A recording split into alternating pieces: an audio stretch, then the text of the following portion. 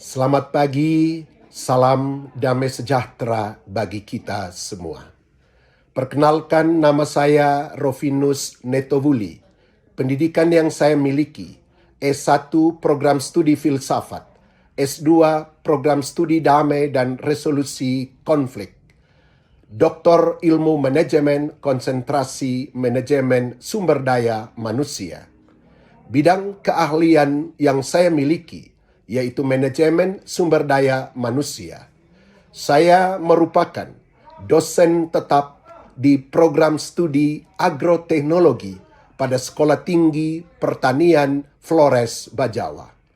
Video ini saya buat untuk memenuhi instrumen pernyataan diri dosen pada unjuk kerja Tridharma Perguruan Tinggi pada bidang pengajaran yang biasa disebut dengan PDD UKTPT. Izinkan saya untuk memaparkan materi yang akan saya ajarkan pada program studi yang saya naungi, yaitu mata kuliah Manajemen Sumber Daya Manusia dengan bobot 2 SKS. Adapun deskripsi mata kuliah Manajemen Sumber Daya Manusia, yaitu menghadirkan pembelajaran, pengetahuan tentang bagaimana memahami konsep dasar, pengertian, tantangan, dan peran strategis manajemen sumber daya manusia, sejarah, fungsi umum, dan fungsi-fungsi operasional manajemen sumber daya manusia yang harus dilaksanakan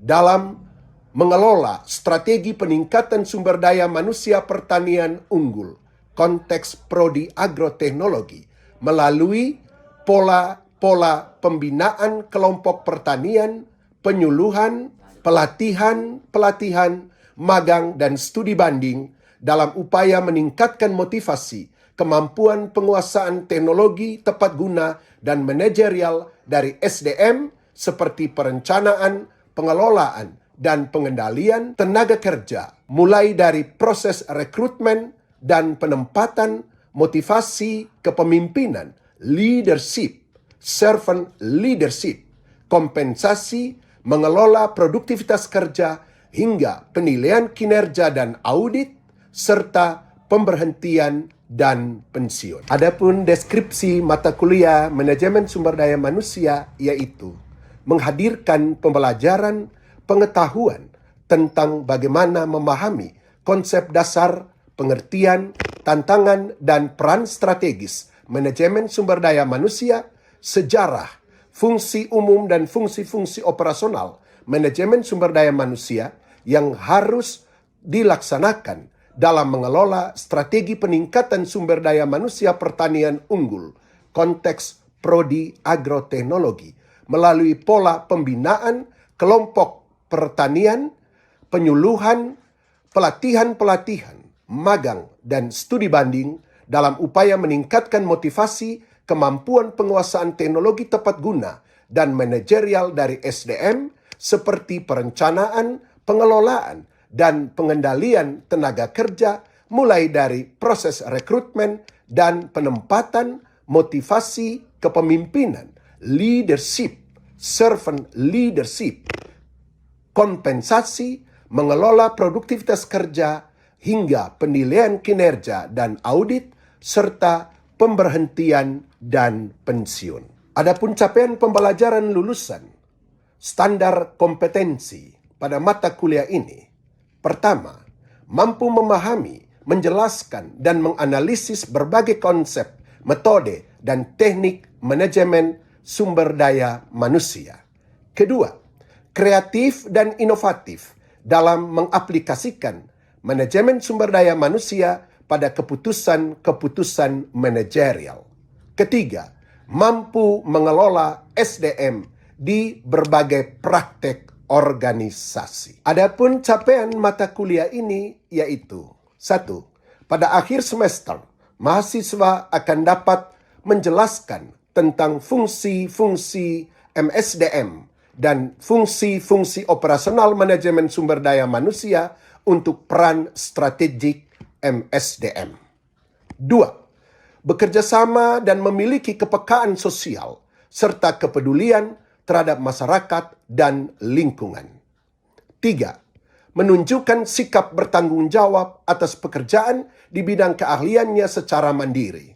4. Menginternalisasi semangat kemandirian, kejuangan, dan kewirausahaan. 5. Mampu menunjukkan kinerja mandiri, bermutu, dan terukur. 6. Mampu mengkaji implikasi pengetahuan atau implementasi ilmu pengetahuan teknologi yang memperhatikan dan menerapkan nilai humaniora sesuai dengan keahliannya berdasarkan kaidah, tata cara, dan etika ilmiah dalam rangka menghadirkan solusi, gagasan, desain, atau kritik seni. 7. Mampu mengambil keputusan secara tepat dalam konteks penyelesaian masalah di bidang keahliannya berdasarkan hasil analisis informasi dan data. 8. Mampu menyelesaikan masalah rutin fungsi-fungsi manajemen, mulai dari perencanaan sampai pengendalian pengawasan dan fungsi organisasi sumber daya manusia dengan kaidah yang berlaku. 9. Menguasai konsep teoritis ilmu manajemen dan menerapkannya dalam berbagai tipe organisasi, baik bisnis maupun non-bisnis, pada tingkat lokal, nasional, dan global. 10. Menguasai prinsip kepemimpinan, leadership, kewirausahaan dalam berbagai tipe organisasi. Adapun materi pembelajaran mata kuliah ini yaitu: pertama, konsep dasar, pengertian, tantangan, dan peran strategis manajemen sumber daya manusia (MSDM). Kedua, historical manajemen sumber daya manusia. Ketiga, perencanaan SDM, desain dan analisis pekerjaan. Keempat, penarikan, rekrutmen. Kelima, seleksi dan penempatan. Keenam, strategi pengembangan SDM pertanian unggul, orientasi training dan pelatihan. Ketujuh, pemberdayaan dan pengintegrasian, motivasi, kedisiplinan, dan kepemimpinan pelayan atau servant leadership. Kedelapan, penilaian kerja, penilaian kinerja, dan audit. Kesembilan, kompensasi. Dan yang terakhir, mengelola produktivitas kerja, pemberhentian, dan pensiun. Metode pengajaran sesuai dengan rencana pembelajaran semester RPS menggunakan metode DIA, Delivery Interaction Assessment, pentransferan pengetahuan, interaksi, dan penilaian. Sedangkan komponen penilaian dan evaluasi pada mata kuliah ini dihitung dari nilai kehadiran 10%, tugas 20%, ujian tengah semester 35%, dan ujian akhir semester 35%. Nah, berikut ini akan saya tampilkan proses belajar mengajar mata kuliah manajemen sumber daya manusia dengan bobot 2 SKS. Selamat pagi, salam damai sejahtera bagi kita semua. Pagi, luar biasa. Terima kasih untuk respon awalnya yang sangat meyakinkan dan membesarkan hati. Hari ini kita tiba di pertemuan yang ke-14 dalam perjalanan perkuliahan kita di semester ini dengan mata kuliah manajemen sumber daya manusia dengan pokok materi ajar kompensasi. Sebagaimana pertemuan-pertemuan kita terdahulu, kita selalu mulai dengan doa. Ada yang akan menuntun kita dalam doa pembukaan perkuliahan ini? Baik, Rini silakan. Bapak Romo dan teman-teman, marilah kita berdoa menurut ajaran dan keyakinan kita masing-masing. Doa mulai.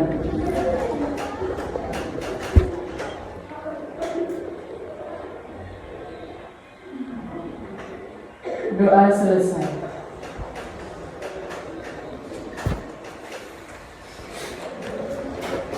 Terima kasih Rini yang sudah menuntun kita dalam doa bersama mengawali perkuliahan kita pada kesempatan ini. Pertama, saya memastikan kehadiran kita pada kesempatan ini. Apakah adik-adik mahasiswa-mahasiswiku sekalian telah mengisi daftar hadir? Hadir semua? Hadir semua. Terima kasih. Sesuatu yang selalu membesarkan hati kita, ya. Mahasiswa, mahasiswi adalah gembala tradisi dan nabi masa depan untuk memberi yang terbaik bagi masyarakat, bangsa, dan NKRI tercinta ini. Pertemuan kita yang ke-14 dengan materi ajar kompensasi akan terdiri dari beberapa sub pokok bahasan berikut ini. Apa itu kompensasi? Ya, kita akan melihat pengertian dan tujuan kompensasi. Mungkin ada di antara mahasiswa-mahasiswi sekalian prodi agroteknologi ini yang pernah mendengar dan pernah mengetahui apa itu kompensasi. Ada? Ada, Romo. Baik, Saudara Miki, silakan. Baik Romo, terima kasih untuk waktu dan kesempatannya. Saya izin menjawab. Jadi kompensasi merupakan imbalan yang diberikan kepada seseorang dari perusahaan atau dari organisasi atas kontribusinya yang sudah diberikan kepada organisasi atau perusahaan, Romo. Terima kasih, Romo. Tepuk tangan untuk Miki. Ya. Exactly. Jawaban sungguh memaknai substansi atau inti dari pembahasan kita tentang kompensasi. Selain Miki yang sudah memberikan jawabannya dengan bagus, apakah ada teman-teman lain yang juga mau memberikan jawaban? Kalau pas, kita lanjut. Romo akan coba menjelaskan secara terminologis, artinya menurut para ahli, para pakar, dalam teori-teori dan konteks tertentu tentang kompensasi. Dari sekian yang banyak, saya ambil dari 4 pakar ahli MSDM. Pertama, yang bukunya kita pakai sebagai referensi dalam pertemuan ini dari Profesor Dessler. Dessler mengatakan bahwa kompensasi itu merujuk pada semua bentuk bayaran atau imbalan bagi karyawan dan berasal dari pekerjaan mereka. Jawaban Miki tadi mengingatkan kita akan pendapat dari Dessler. Selanjutnya dari profesor saya di UNJ, Profesor Wibowo, beliau mengatakan bahwa kompensasi merupakan kontra prestasi terhadap penggunaan tenaga atau jasa yang telah diberikan oleh tenaga kerja. Sedangkan Profesor Billy Tunas, beliau mengatakan bahwa kompensasi merupakan faktor penting dalam strategi perusahaan karena ia mempunyai dampak terhadap daya tarik perusahaan kepada para pelamar untuk mempertahankan karyawannya dan menjamin agar mereka dapat berkinerja dengan optimal sesuai dengan kebutuhan tujuan strategis perusahaan. Dan Profesor Wilson Bangun, beliau mengatakan kompensasi adalah imbalan yang dibayarkan kepada karyawan atas jasa yang mereka sumbangkan kepada para pekerjanya. Ada kompensasi finansial yang terdiri dari kompensasi langsung seperti gaji pokok, gaji dan upah. Ada kompensasi variabel berupa insentif dan bonus, dan ada kompensasi tidak langsung. Nah, kompensasi tidak langsung itu seperti jamsos, jaminan sosial, apalagi pengobatan, apalagi dan berbagai tunjangan. Bagus. Ada juga kompensasi yang bukan finansial, yang terdiri dari lingkungan dan fleksibilitas pekerjaan, seperti kebijakan organisasi, manajer yang berkualitas, rekan-rekan kerja yang menyenangkan dan mensupport, waktu yang fleksibel, dan yang penting pembagian pekerjaan. Setelah kita mengerti, memahami apa itu kompensasi, antara lain menurut para pakar, para ahli ini, kita akhirnya toh melihat, setelah kita tahu, adik-adik sudah mengerti apa itu kompensasi? Sudah. Maka selanjutnya, langkah selanjutnya adalah kita mengetahui tujuan kompensasi. Sebelum Romo menjelaskan tujuan kompensasi, apakah di antara adik-adik sekalian ada yang mengetahui tujuan kompensasi? Baik, Olive, silakan Olive.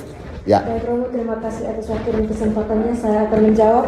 Tujuan kompensasi yang saya tahu itu ikatan kerjasama dengan pemberi kompensasi antara majikan atau karyawan, lalu kepuasan kerjasama dengan balas jasa seperti pemberian gaji dan lain-lain, Romo, dan motivasi dengan balas jasa yang besar seperti promosi, Romo. Ya. Baik, kita tepuk tangan untuk Olive, ya. Baik. Penjelasan Olive mengingatkan saya akan beberapa tujuan yang hendak dicapai dari pemberian kompensasi menurut beberapa pakar dan ahli. Saya ambil dari bukunya Malayu SP Hasibuan tahun 2002. Beliau menyampaikan bahwa ada kurang lebih 8 tujuan kompensasi. Di antaranya, yang pertama, tujuan kompensasi adalah adanya ikatan kerja, seperti yang dijawab Olive tadi, ya. Ikatan kerjasama dengan pemberi kompensasi. Maka terjadilah ikatan kerjasama formal antara majikan dan karyawan. Karyawan mesti mengerjakan tugas dengan baik, sedangkan pengusaha, majikan wajib membayar kompensasi sesuai perjanjian yang disepakati. Bisa mengerti? Baik. Tujuan yang kedua dari pemberian kompensasi adalah kepuasan kerja. Dengan balas jasa, karyawan akan dapat memenuhi kebutuhan-kebutuhan fisik, status sosial, dan egoistiknya sehingga memperoleh kepuasan kerja dari jabatannya. Yang ketiga, pengadaan yang efektif. Jika program kompensasi ditetapkan cukup besar, pengadaan karyawan yang berkualitas untuk perusahaan akan lebih mudah. Kita lihat kan, kalau misalnya ada iklan-iklan perusahaan-perusahaan tertentu, institusi tertentu, begitu dia buka lowongan kerja untuk rekrutmen seperti kita sudah dapat pada bagian pembelajaran submateri yang lain dari MSDM, orang akan lihat ada perusahaan tertentu yang langsung mencantumkan gajinya, yang akan langsung mencantumkan honornya. Dan kalau perusahaan yang memuat jaminan gaji dan kesejahteraan itu besar, maka akan banyak orang yang memilih masuk dan bekerja di perusahaan itu. Bisa mengerti? Baik. Tujuan yang berikut adalah motivasi. Motivasi, adik-adik sudah ingat, berasal dari kata bahasa Latin movere. Movere artinya menggerakkan, ya, menggerakkan. Ada sesuatu yang menggerakkan orang untuk berkinerja lebih baik, untuk memiliki etos kerja yang bagus. Maka kompensasi bisa menjadi daya penggerak tadi. Kata movere, ya, menggerakkan. Kompensasi bisa menggerakkan seseorang untuk berkinerja yang bagus, memiliki etos kerja yang baik. Yang berikut adalah stabilitas karyawan. Dengan program kompensasi atas prinsip adil dan layak serta eksternal konsistensi yang kompetitif, maka stabilitas karyawan lebih terjamin di dalam perusahaan itu.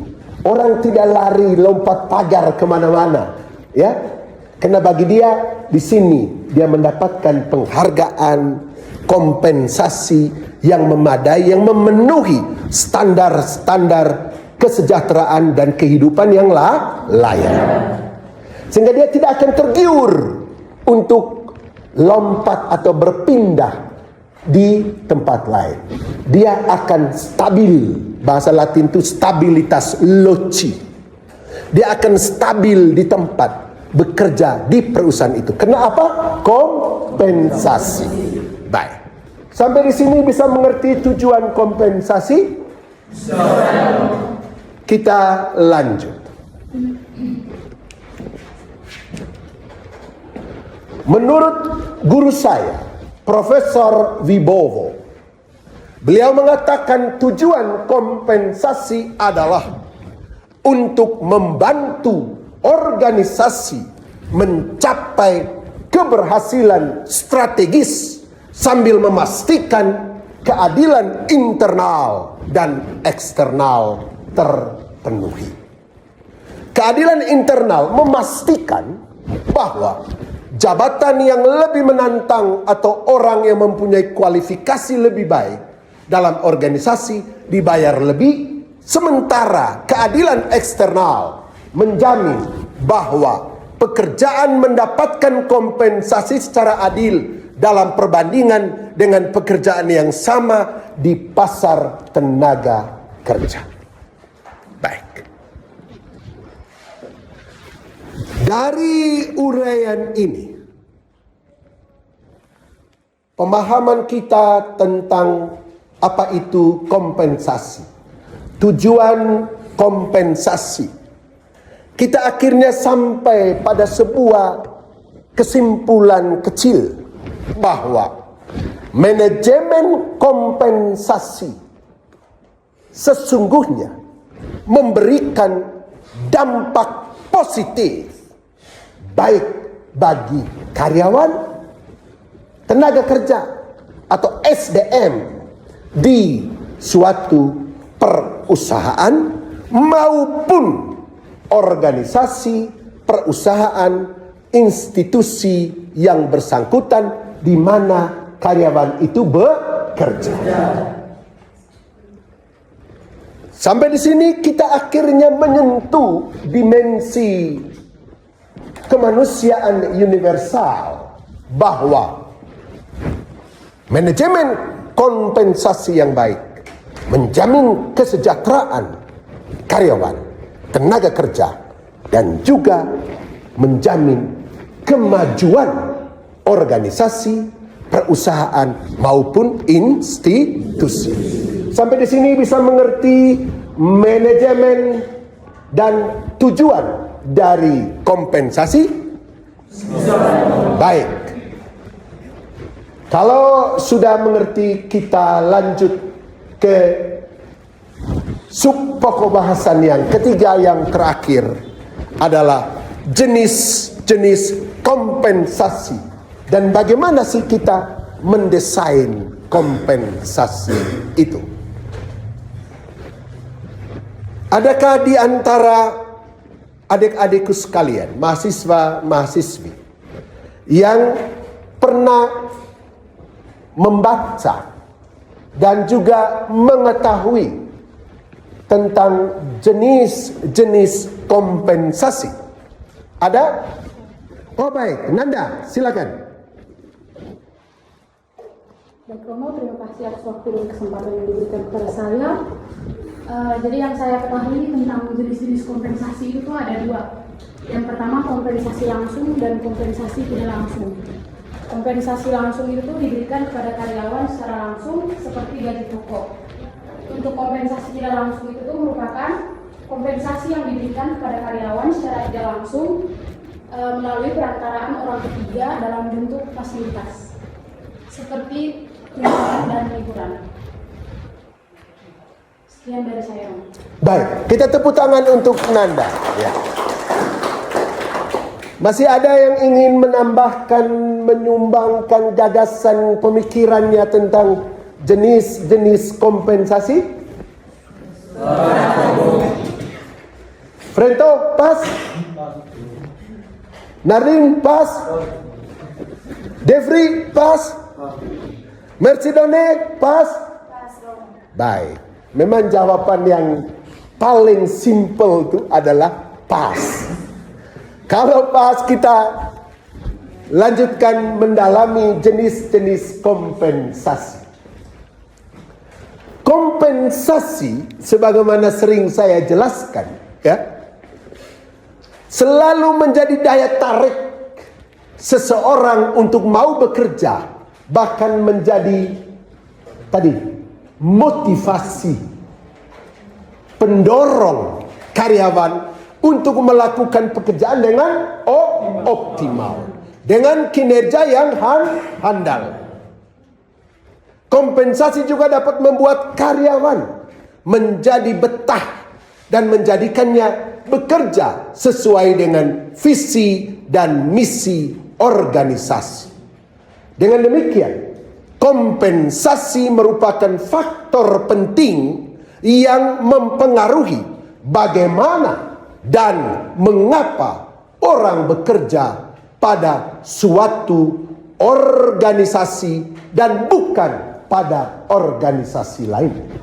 Contoh institusi kita sebut saja institusi kita, Sekolah Tinggi Pertanian Flores Bajawa ini sebuah organisasi, ya, sebuah organisasi dunia pendidikan tinggi. Karyawan-karyawan kita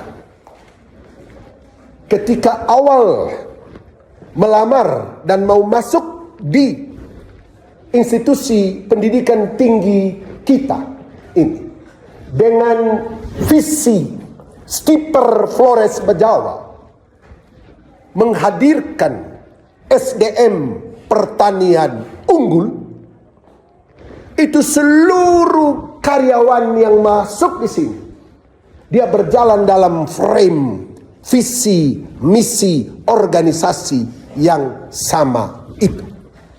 Dan kalau kita memperhatikan kompensasi institusi ini, memperhatikan kompensasi dengan benar, manajemen kompensasi demi kesejahteraan karyawan, maka jamin karyawan-karyawan kita seperti di UPT,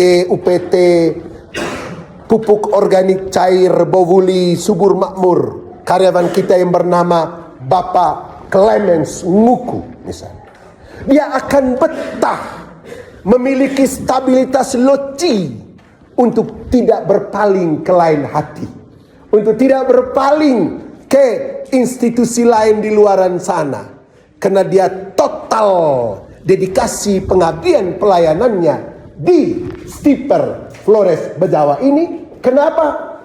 Kita memperhatikan kompensasi dan kelayakan standar kesejahteraan hidupnya. Sampai di sini bisa mengerti? Baik, terima kasih. Dengan demikian, saya sudahi pertemuan kita sampai di sini.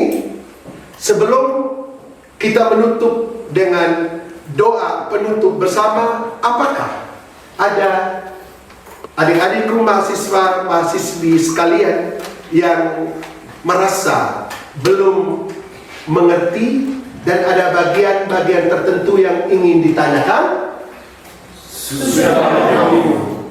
Kalau sudah pas, tepuk tangan untuk kita semua.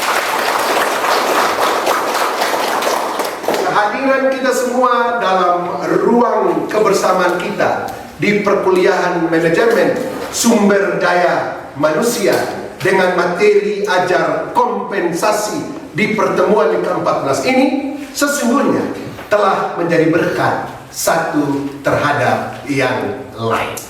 Mari kita tutup perjumpaan kita dengan doa. Siapa hendak menuntun kita dalam doa penutup?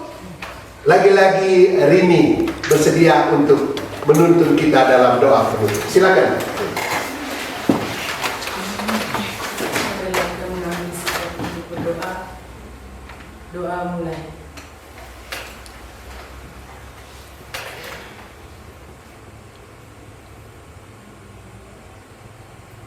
Doa selesai.